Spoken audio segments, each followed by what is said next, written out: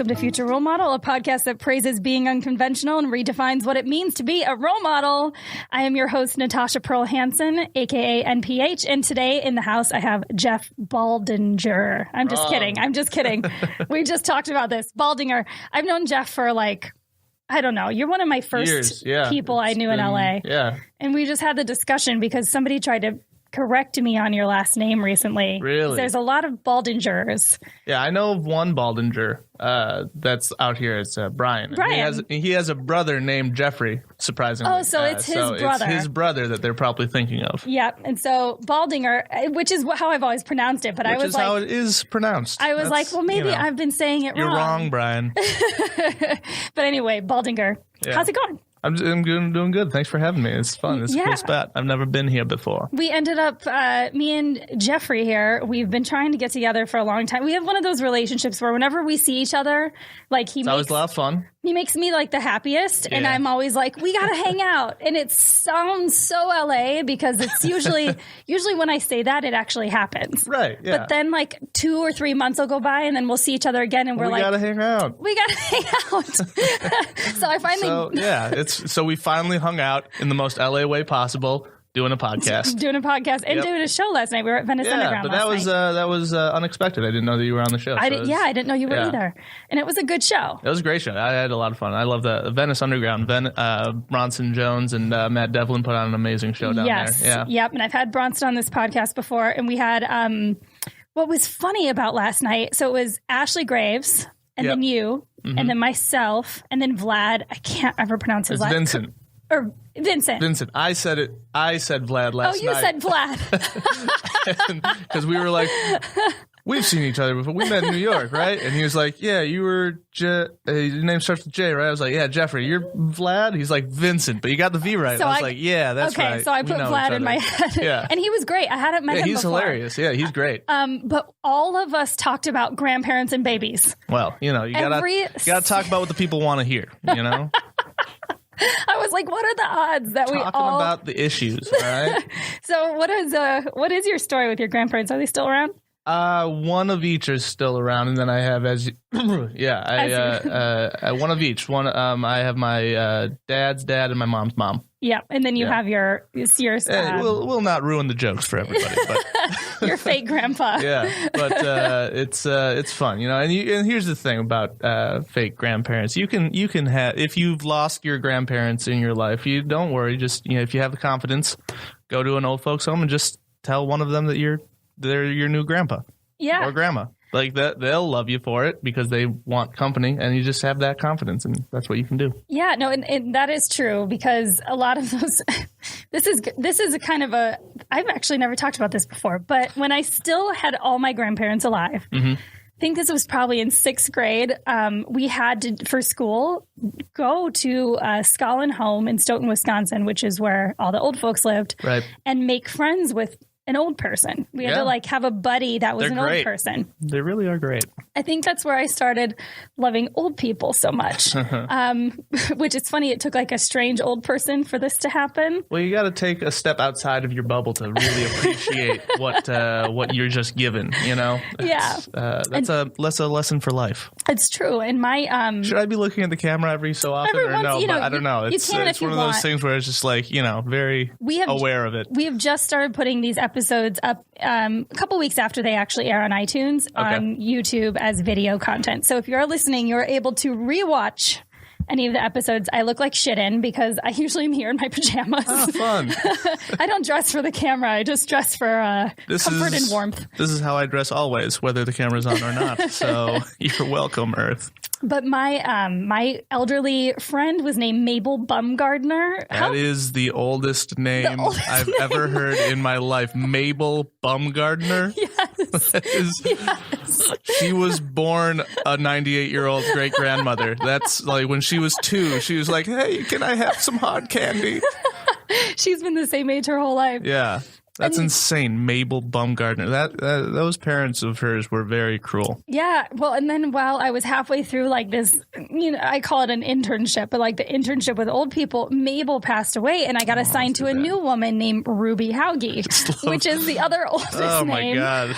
Ruby Hauge. And I love that they assigned you like, well, this one expired, so we're going to have to re-up you with a new old person. And I know you loved Mabel. But we have next best thing is Ruby. So that's Ruby Hauge. Was it Hauge? Yes. Was that just a mispronunciation of the word hoagie? No, there's Hauges in my town. Hauges? Just like Baldinger and Baldinger. Okay. It's a Hauge, hoagie, hogue situation, depending on how sophisticated you are. Yeah. But the funny thing about this, and I completely forgot about this until we started talking about old people, at the end of our hang out with these old people, we had to do a presentation for class. Mm-hmm. And so I rewrote the song La Bamba about Ruby Hauge. and do you remember it? Can we hear? I think we would all love to hear La Bamba, aka La Ruby Hauge. And I made other people sing it with me, and one of them is my future maid of honor. But let's hear it. Okay. Dum, da, Can't da, believe I still remember. Da, da, da, da, da, da, da, da, da, da, da. Ruby Hauge. Da, da, da, da, da. Ruby Hauge. She's a very nice lady, and she lived alone for a very long time. La Bamba. And you still put in the La Bamba. Had 4 sisters. Had 1 brother, and he died in a car accident at the age of 18. That's so tragic. Oh my God. There was more. That's amazing. It was all about her family dying.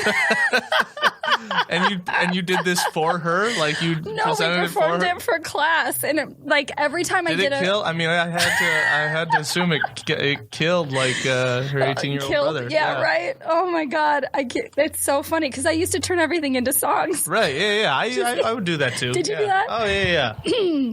But do you remember any specifics? Nothing really specific. I just remember I would always choose to rhyme whenever I could. Mm-hmm. Like whenever I had any presentation, I always wanted to make sure it was just a fun thing. Like in class, I remember we all had to write this. I was in the 10th grade or 11th grade or something like that, and we were in Western civilization class, and we had to write just a quick. We had 2 minutes to write a recap of what we just learned or whatever. It was an exercise in retention and stuff like that. Yeah.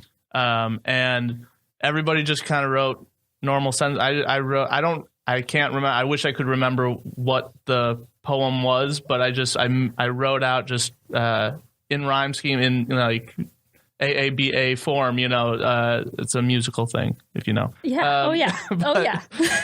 But I just wrote that out and just this limerick, and everybody's the teacher literally was just what is wrong with you? I was what is wrong? And whenever I had a chance, I would always choose to rhyme. And when I was, 17, I lived in Israel for a little bit, and the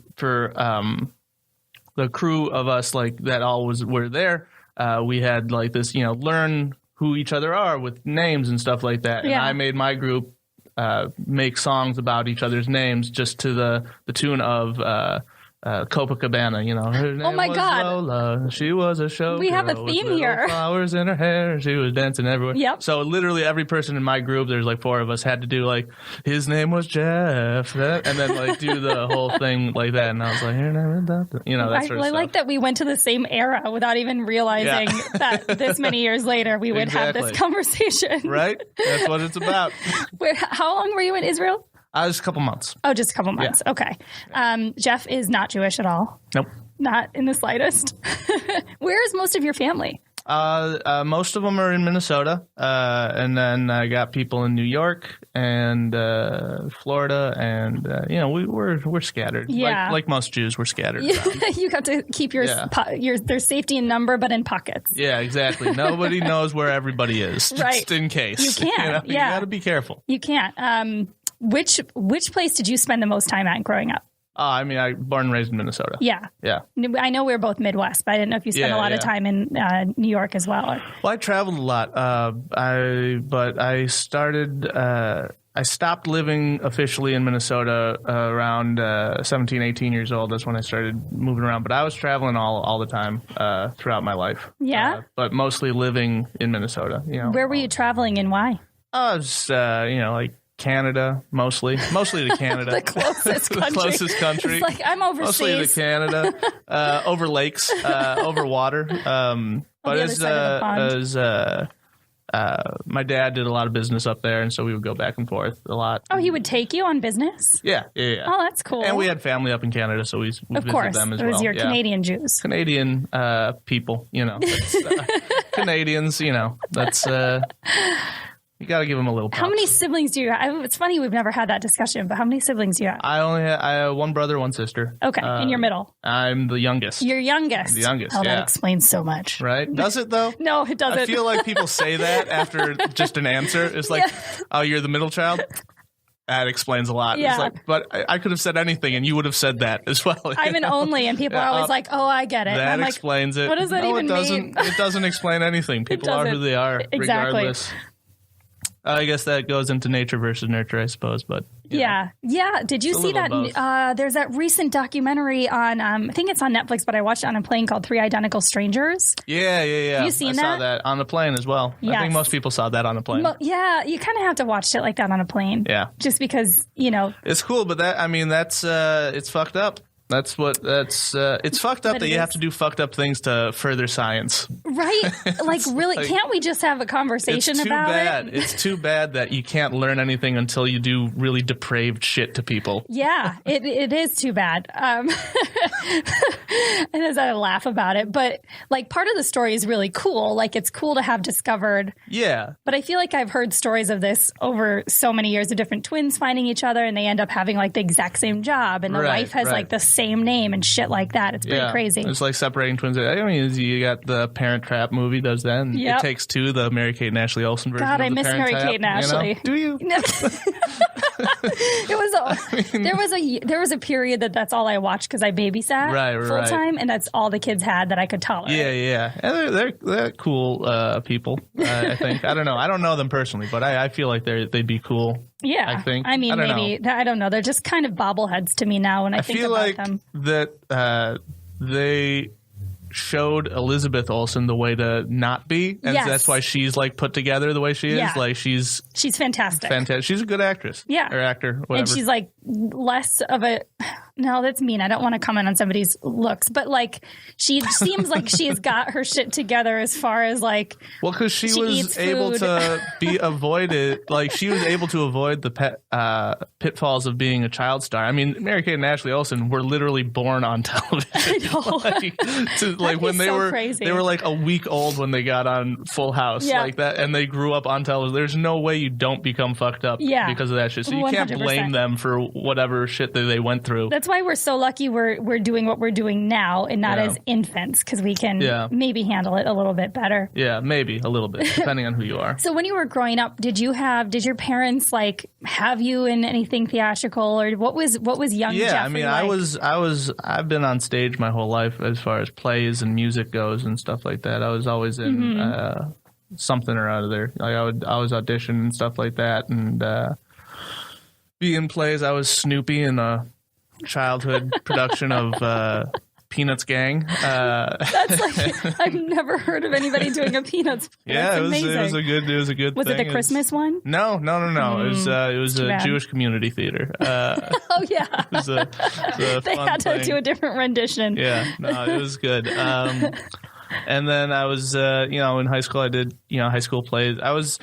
It was hard because I played football as well, and so I was never able. The musical was in the fall, which was when the football season was. Yeah. So I was never able to do both. I was always playing football. I was never able to do the musical, which I always wanted to do because I loved, That's why you had to write all your speeches in music. Right, exactly.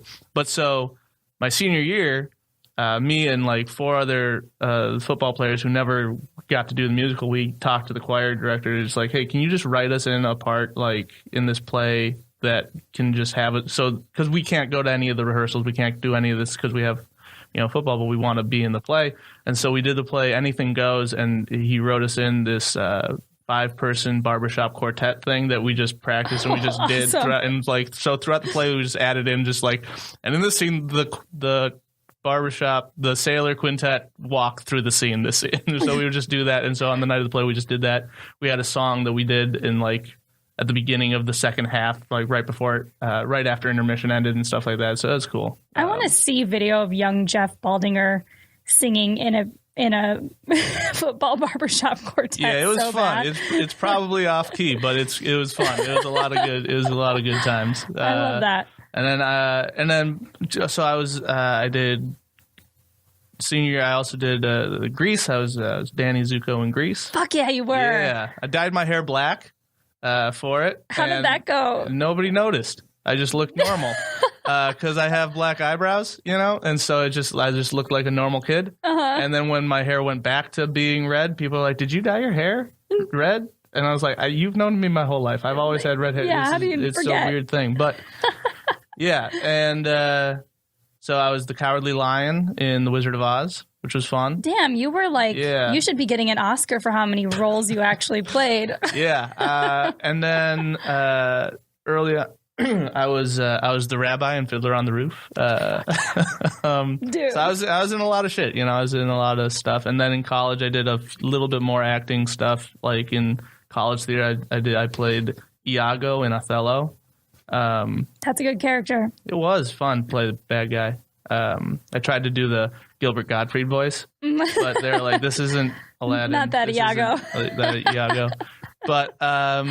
Yeah, so I've been on, and I was in bands and stuff like that. I was a drummer for 25 years, and so I was in bands and stuff like that, and on stage and doing all that stuff. Well, and you're still super musical because you incorporate your music into a lot of your comedy now. Yeah, sometimes not. I mean, not your comedy, not really, but not my stand-up. But like, if somebody wants to sing or somebody wants to do some musical stuff, they'll hit me up, and like I perform with. Jade Catapretta, sometimes we do music a lot, and Tiffany Haddish and Craig Robinson, and like I've accompanied like Dave Chappelle when he drops in at the Comedy Store, the Improv and stuff like that. So that's always a lot of fun. That is cool. Yeah. Have you ever thought about doing musical anything yourself, just as a side thing, or? Yeah, well, I mean, I write jingles for podcasts. Some people like hire me to do that stuff, and I have some musical stuff that I can put in my stand-up if I if I have the time, and if there's a keyboard or a piano available, I'll do that. Yeah, that's cool. Yeah, I haven't seen any of your stand-up that incorporated your own music into it before, but I've seen you on stage with like Avery and everybody. Right. Yeah, that's cool. What about your siblings? What do they do? So my sister's a math professor at university. Cool. So she's super similar. Very, very smart. She got it all. I'm the opposite. I don't know math. My brother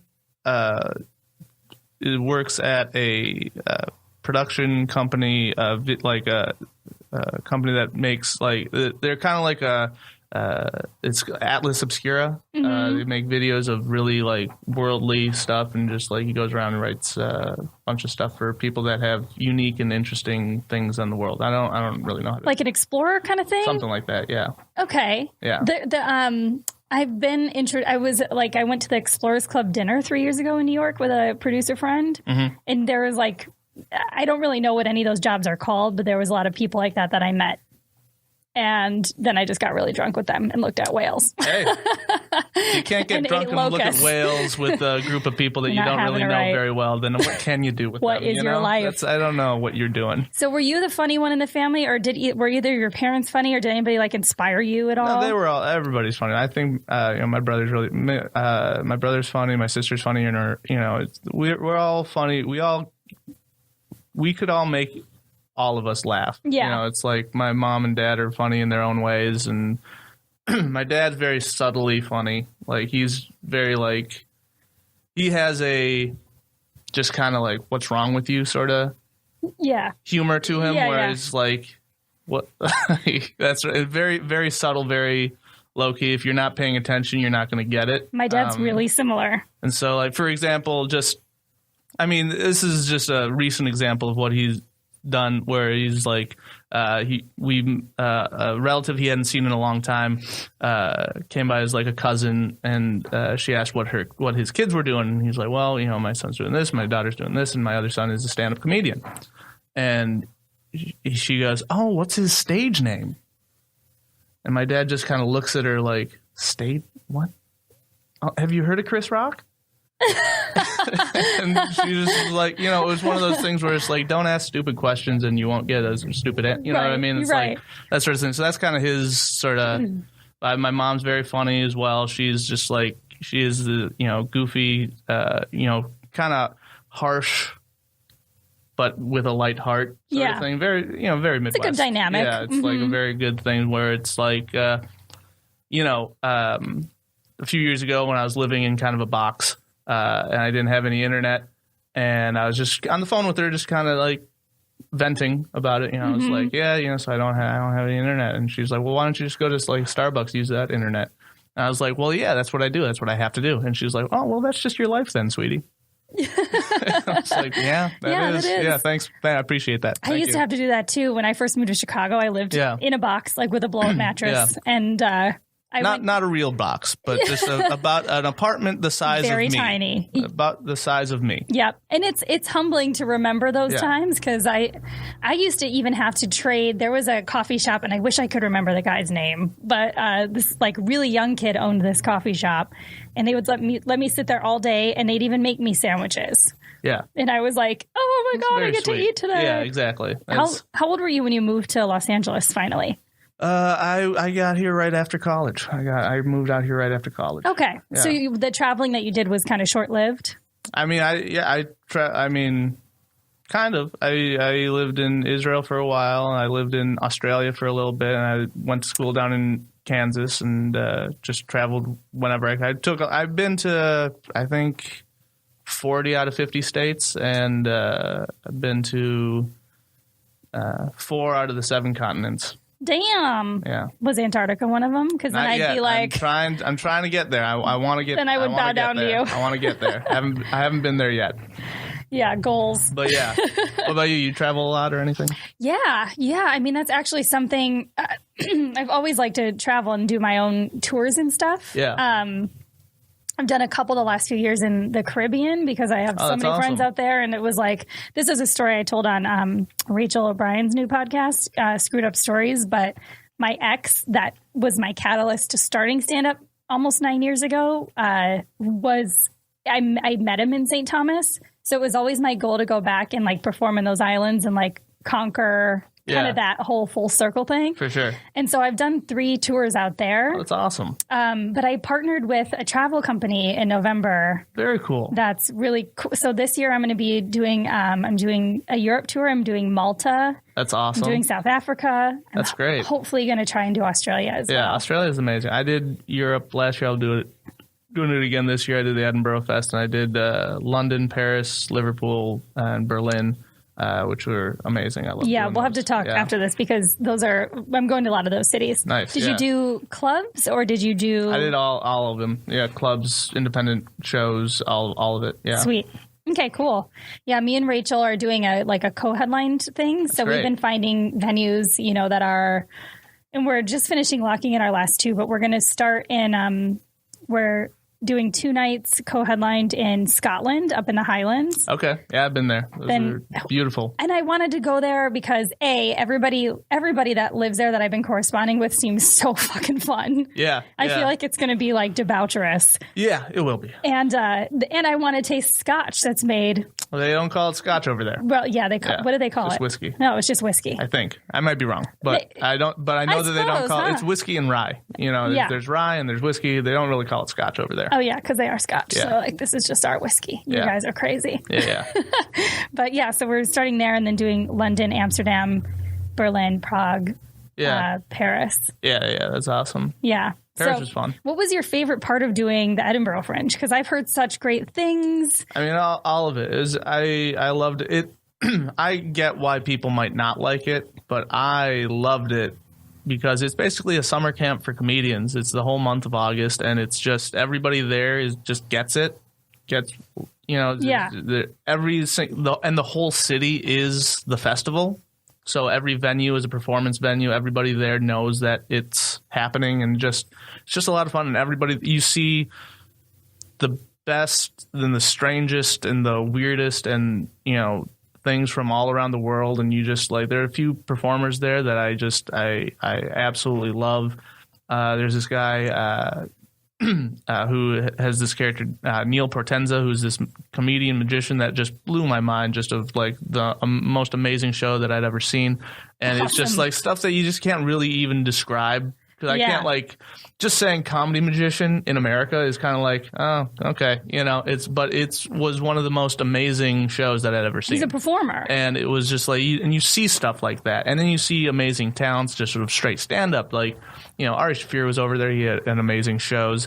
This guy, Ivo Graham, is an amazing performer. Alex Edelman was great. And, you know, just amazing. Everybody you know, you see, I mean, and you see it's a fringe festival, so it's like there's everything. So you could see some duds as well. Yeah. But the Edinburgh Fringe is like, not everybody does get accepted into it. So it's like, it's one of those things where they have to approve of you to be in it. And right. Stuff. So there is that, which is nice. Where it's a lot of people go and just hang out? Because I wanted to do my one-woman show there this year, but I have just too much going on beforehand to really prep it the way I wanted. Yeah. But I was thinking of just going for a couple of weeks and hanging out. Yeah, people do that. People do that? Yeah. Can you, like, is it... Because they basically attach, if I'm correct, because I had already started talking to some people, don't they attach a promoter to each venue and you have to kind of collab with a promoter? Or it depends on what you find? You can spend whatever you want as far as that goes. Like there's different segments of the fringe. There's the paid fringe, there's the free fringe, and the free festival. And so paid fringe is a venue where you have to pay for the ticketing booth and the depending on what size venue you want, you have everything like that. For the free festival, you pay a flat rate and of any venue that you want, and then whatever you want to need. If you need a sound person, if you need a promoter, if you need anything like that, that just is extra. That's extra for you to look for and find and stuff like that. Yeah. And you can do that, but the flat rate of any venue you want is something that you just put out there. Oh, interesting. Yeah. So they don't assign you anything depending on where you go. It's like you do what the show that you want to do. Cool. Yeah. Did you do a bunch of shows while out there? Oh yeah, I did the whole You did the whole thing? Yeah. Every single day? Yeah. Oh fuck. Yeah, and this is so the last year I did my one man show. The year before that I did the show with Omid Singh, our Story Poker show we did out there. And then this next year planning on doing it again. I have a new show that I'm working on right now, and then I think Eric Lampere is bringing Comedian Cinema Club over there as well, so I'll be doing that as well, and so that'll be a lot of fun. So Comedian Cinema Club is an amazing, fun show that a group of comedians get together and get drunk while performing a movie from memory, and it's just a lot of fun. It's a good time. Awesome. We do it every week in LA on Wednesdays at the Black Rabbit Rose Theater. We're doing the next one is March 6th, and we're doing Top Gun. It's going to be a lot of fun. Oh yes! Yeah. Oh my God, that's amazing. Yeah. So it's like drunk history, but drunk. Yeah, it's not, I mean, it's not drunk history. It's not history, but it's not like history. movies. It's just like it's basically improving with the structure of the film. Yeah, and we just try to get through. I'm going to come to that. Thing. You should. Everybody should. Everybody should go. But it is almost sold out. We said like it's one of those shows that like you get the super fans of the movie to come. Yeah. So like people will be there and they'll be like, "You forgot this line." It's like, shut the fuck up. You know. We're getting to it. I love that. Yeah, I would totally come and hang at that. It's a lot of fun. And I do the directing and the musical directing of that show as well. So it's a lot of fun. Are you going to play one of the characters? Sometimes I do. Okay. Yeah. You guys swap each other out and kind of improvise as it goes? It's all kind of like, it's all clusterfuck. I miss that improv fun life stuff, you know? Yeah. Did you start doing improv before you did stand-up? Yeah. I was in Groundlings. Okay. Yeah. Out here in LA. Yeah. Yeah, because there's not a Groundlings anywhere else. Yeah. Yeah, because I was a Second City kid. Okay. And that's, I forget who I was talking to Vincent. Yeah. In the green room yesterday, because we were talking about like where we started comedy and stuff. And he was in New York. And I was like, oh yeah, I started in Chicago.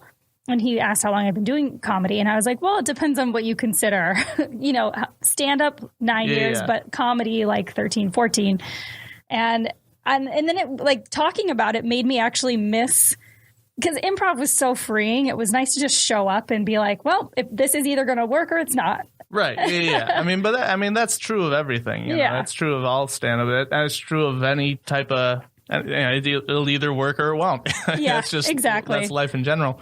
But yeah, improv's fun in the sense that it's just like anything, quote, anything is legitimate. You know, it's like anything goes, kind of, depending on where you are. But it's just, it really, I always felt that improv really helped with stand-up, but stand-up really hinders improv, because with improv, you're training to be at the front of your brain, like you just right in the moment, everything happens, everything, like, so when you're on the stage as a stand-up and you have that training, you can deal with anything that comes your way. Like if you have hecklers, if you have any type of show, any type of thing, you can help that way. But as a stand-up, it's all about you. It's all about, you know, you performing for the audience. You need to be the, and you have an idea of what's already going to be funny. You need to handle the whole thing. Whereas improv, it's about the group. It's about the scene. It's about things. So in a sense, improv, sometimes you need to not be the funny one in the scene to make the scene work. Yeah. So as a stand-up, that can be troubling, where you're like, I haven't said anything funny in a minute. I got to, you know, that sort of stuff. Yeah. And so that can be an issue with stand-ups doing improv. But yeah, the reverse is hard. But starting an improv before stand-up was awesome. Yeah. And I highly recommend, because there's a lot of people that'll reach out every once in a while and be like, how do I start stand-up? I'm like, well, you start it. You just start. You go to an open mic, watch an open mic. Go do it. You'll figure it out pretty fast if it's for you or not. The best advice I ever heard about it was just go to an open mic. Yeah. Don't even sign up. Go to an open mic and you'll see how it's like, oh, literally anything goes. Yeah. It's not impressive at all. If you go to an open mic and you see it's like, this is what it is. And it's like, well, this is how you start it. Yeah. It's what it morphs into. That is the intimidating thing. Well, and then like circling back to things like Ed Fringe or kind of more open-minded festivals, you're kind of seeing more of that resurrect itself in comedy now, where like stand-up isn't as traditional as it used to be. You're seeing specials that are a little bit different or structured differently, and a lot of people are doing characters on stage, or, you know, a lot seems more it's kind of a weird time in comedy. It's just like, I think it's a cool time. Yeah. I don't know. What do you think?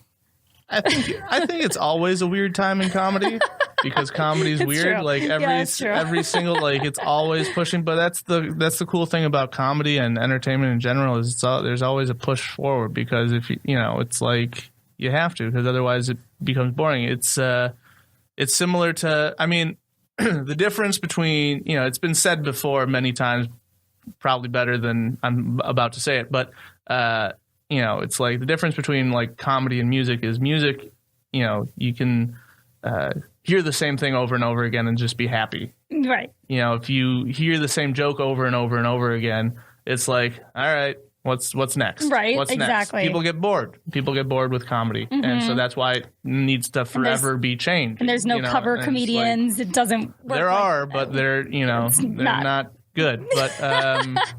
But there are, you know, there are people who do like impressions of George Carlin or Rodney Dangerfield characters or whatever that corporate people hire and stuff like that. Yeah. Just like, oh, I've seen, if you have a chance, look up, I think it's Corporate George Carlin, which is just a hilarious thing. If you know anything about George Carlin, it's this guy who gets hired by corporations to just be George Carlin to their shit. And it's just like, all right. Have you ever done corporate gigs? Rarely. Very rarely. I don't like doing them. I did. I've only done like 2. Yeah. I don't like them either. But I got hired. It's funny. The Four Seasons has become so full circle for me in Los Angeles. When I first moved to Los Angeles, I worked at that hotel. A couple of years later, I got brought in by a corporate group to do like they wanted me to just come in and fuck with their luncheon. Right. Yeah. But the guy didn't tell anybody. Yeah. So when I came in and was fucking with people and people didn't like it. Yeah. He just backed into a corner and pretended like he didn't know what was going on. Right. Yeah. I mean, it was so awkward. It's because people they don't understand what comedy is. They don't understand what it means to hire a comedian. Like if you have a corporate event or a luncheon or a fundraiser or anything like that, hire a band.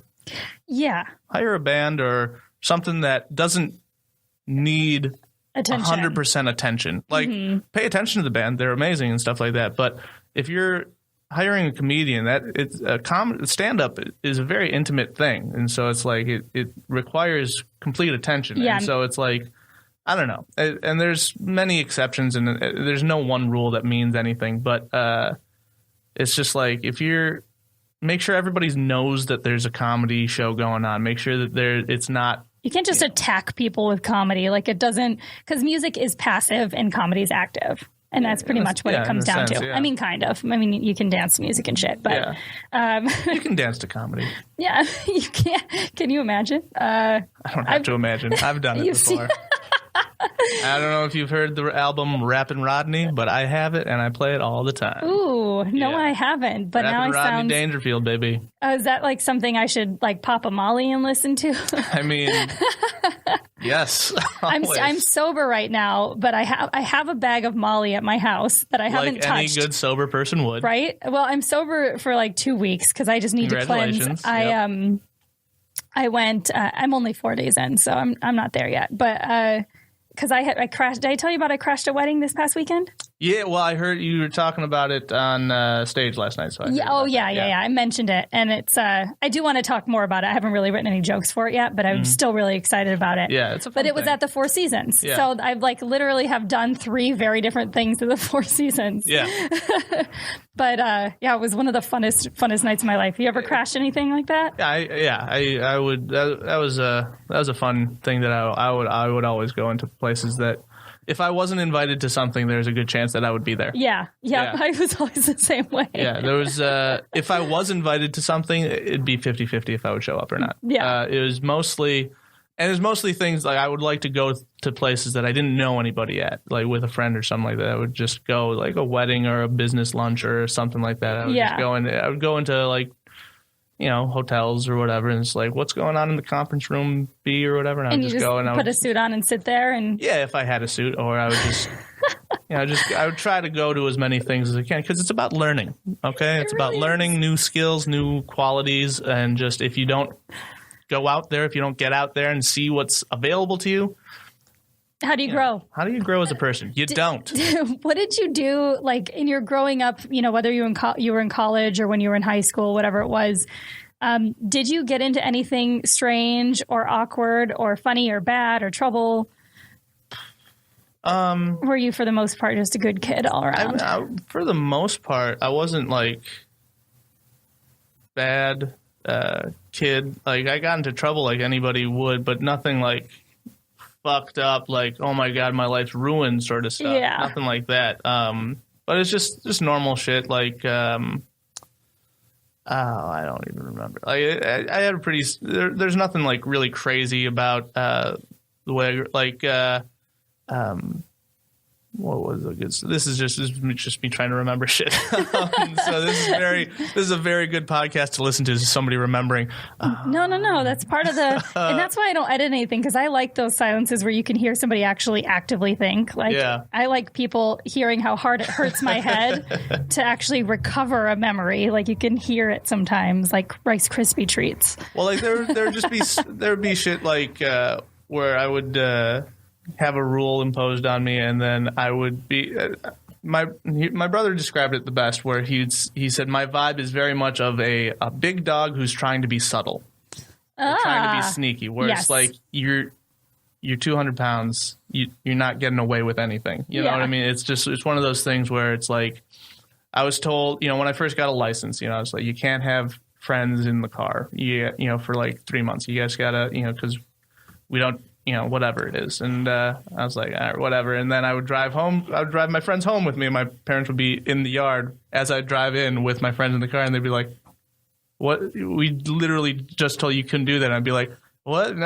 No, it's fine. It's like, I would just shit like Little that, where things, it's just like stupid, just me going like, it's nothing wrong with this, that sort of stuff. Yeah. But it's just an obliviousness that I have that is just like, it kind of it feeds the goofy part of my personality. Yeah. Well, then it works too, because if you act like it's kind of the thing I used to do a lot before I started getting into actual trouble, and never big trouble. It was like kind of the way that I was as a kid really reflects how I am as an adult. I had straight A's and I was good at school. That was not me. But I was the goofball at the same time. So like I couldn't really get in trouble for one or the other or be disliked for the other because. Well, yeah, the thing is for me, this is like the privilege aspect of it, whereas like I have resting, pleasant disposition face. So people just assume I'm just because I just have I have a good smile, I guess. You know, people assume you look really approachable. People assume the best of me, which is a nice thing to have. And for example, I did not do great in school. I was not the best student. Some classes I was great. I was great in language. I was very good at languages. But like math. Science, stuff like that. I was actually pretty good in science, but overall I was just not good with homework, tests, or anything. Like I was good in the classes, but the reason I was good in the classes is because I was zone out. I would just zone out, but I wasn't hyperactive. Like I had ADD, but I'm not ADHD. You know what I mean? Right. They've combined those now, so I don't know what it is. I don't even know what any of it is. But I wasn't on any medication or anything like that. But so in class I'd just be sitting there, face front, eyes looking attentive at the teacher, just. And so the teachers loved me. Yeah. Because I was not disruptive and I was just sitting there. But in my brain, it was like. Yeah, you were completely elsewhere. Completely gone. So on parent-teacher conferences, my mom would like get these glowing reviews of me, and then she'd be like, "So why is he failing then?" And the teachers would be like, "He's not failing." And my mom would just like put tests and like. He is failing. And they're like, huh, well, that is a mystery. That is a mystery. I don't know. He's so good in class. Is he, or is he just not loud? And so I was just not loud. That's what it was. But that's funny. You know, I wasn't the class clown or anything like that, but I would antagonize the class clown so that he would make the disruptions. Oh, nice. You know, that sort of thing. That's kind of clever. A puppet master. It wasn't that it was clever. It was just you were like an orchestrator. I was a manipulator. Yeah. I feel classic white man move. Which is funny because I just don't feel like you're like a manipulative person whatsoever. Maybe you just grew out of that. I think maybe you're manipulating me right now. Maybe I'm so good at it that you don't even know what I'm doing. You know, resting, pleasant disposition face. I'm gonna think about that forever now. That's one of my favorite terms I've ever heard. Well, it's just like because that's the thing. Sometimes I can be a little mean, you know, like a little like whatever, and people will think like do a double take. It was like, wait. What? You kind of have. It doesn't seem like I'll have mean things to say. It's not done in a mean. It's done dry. I'm never like malicious. I don't like. You just kind of toss it out there. Yeah, it's like it's fun. Funny first. That's for me has always been even if it's at my expense. If it's funny enough, then it's like that's the point of it all. It needs to be funny. If it's not funny, whatever. I don't want to touch it. Exactly, but it's like. And I say this like even at my expense. Like my brother is very, very funny, but he can be mean, and it's one of those things where it's a lot of times at my expense, and my feelings get hurt.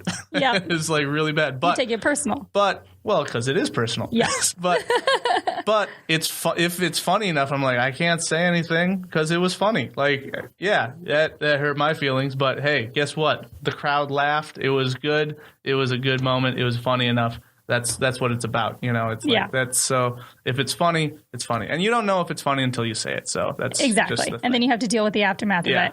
And like I noticed that about myself too. I don't really make dark jokes, but sometimes when I'm talking about certain things that I talk about on stage, somebody will come up afterwards and be like, "Well, that was really dark," and I'm like.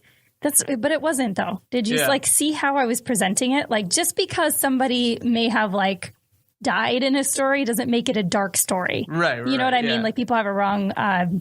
People don't always have the right caliber of what dark is. Well, that's the thing. I mean, that's just people have their trigger words, you know. Yeah. It's like, and you don't know anybody's journey or anything like that, but they don't know your journey either. So it's like, you know, it's all any reaction to anything that's any negative reaction to something can be looked at it as just like it's just projection of their own personal biases, and your reaction to their reaction is your personal biases, and it's just like you can go on like that and go drive yourself crazy. The landslide brings us down. Yeah, but it's like that song by the Animals. I just don't want to be. Don't let me be misunderstood. It's like I'm just a soul whose intentions are good. Good Lord, please don't let me be misunderstood. Yep. And it's just like that, written in the '60s, but it's like a very relevant phrase. It's like.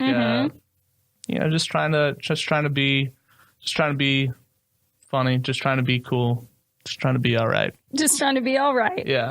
that's like the new catchphrase for you. I'm just trying to be all right. Just trying to be all right. For me, I'm like, we're just trying to not die. And you're like, we're just trying to be all right. Just trying to be. So how long have you been doing stand-up now altogether? Just about 9 years. Okay. So we're at about the same time. So in your journey or time in Los Angeles, what are some of the strangest projects you've had to do? What are some of your favorite? Two separate questions, obviously. Yeah. I mean, I don't even know. There's so many. Because I've done some strange fucking. Yeah. I mean, I was an editor on The Real Housewives of New Jersey for a while. Oh, that must have been. And I heard this phrase. This just kind of let me know what Hollywood was. I overheard a producer say, "Yeah, she didn't pass her psych eval, so we can't have her on more than 3 episodes because we don't want to pay her as a recurring character."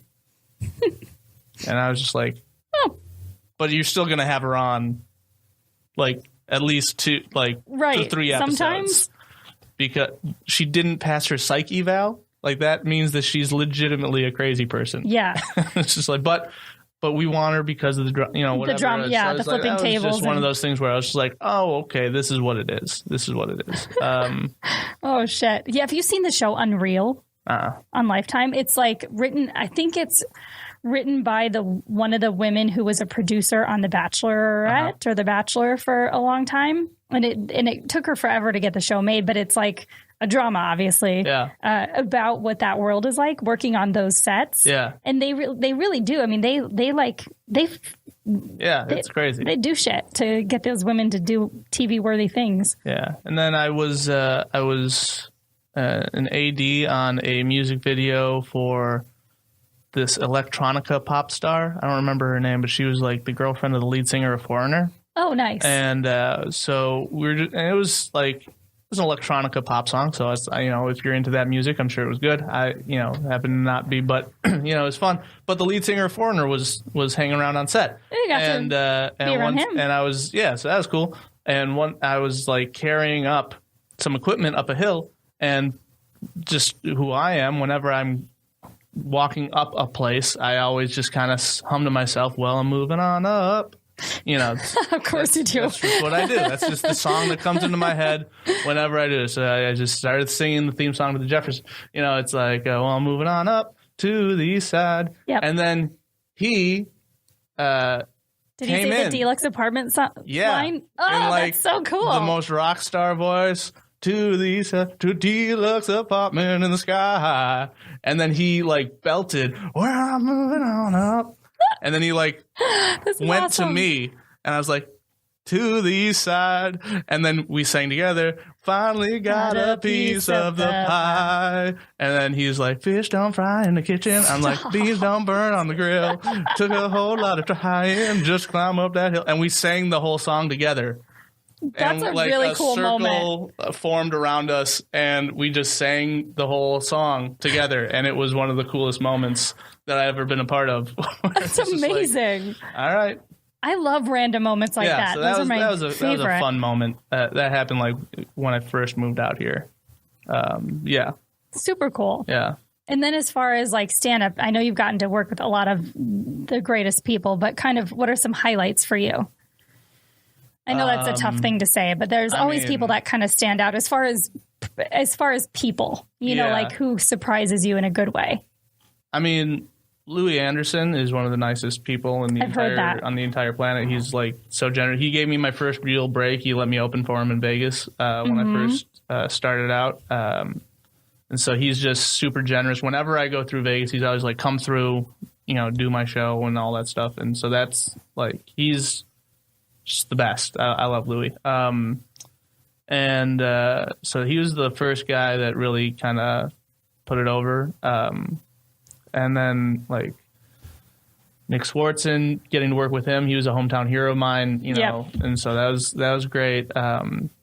Getting to know and befriend like Kevin Nealon or, you know, David Spade or any of these people that I grew up watching, you know, just anybody like that I just get to know now is just like a big highlight, like a big highlight for me. And this is a big name drop, but I was upstairs in the improv green room and Adam Sandler walked in and David Spade was there as well. And it was just, and I just got to be a part of the riff sesh that happened between them. And I was just like, I'm a part of what I was watching as a child. Like this was just a cool, like I wasn't, you know, I'm not friends with either of them like closely or anything like that. Right, but you were there in the moment. I was there. I got to riff with them. I got to be a part of just a moment that I'm like, I never believed that I was going to be able to hang out with either of these people that I watched it on SNL, you know, because that was the era of SNL that I grew up on. Oh, for like sure. Sandler, Farley, one of the best. Spade, Kevin Nealon, and Dana Carvey, and just like getting to talk to Dana Carvey about comedy for like 15 minutes it's just like an amazing experience and stuff like that.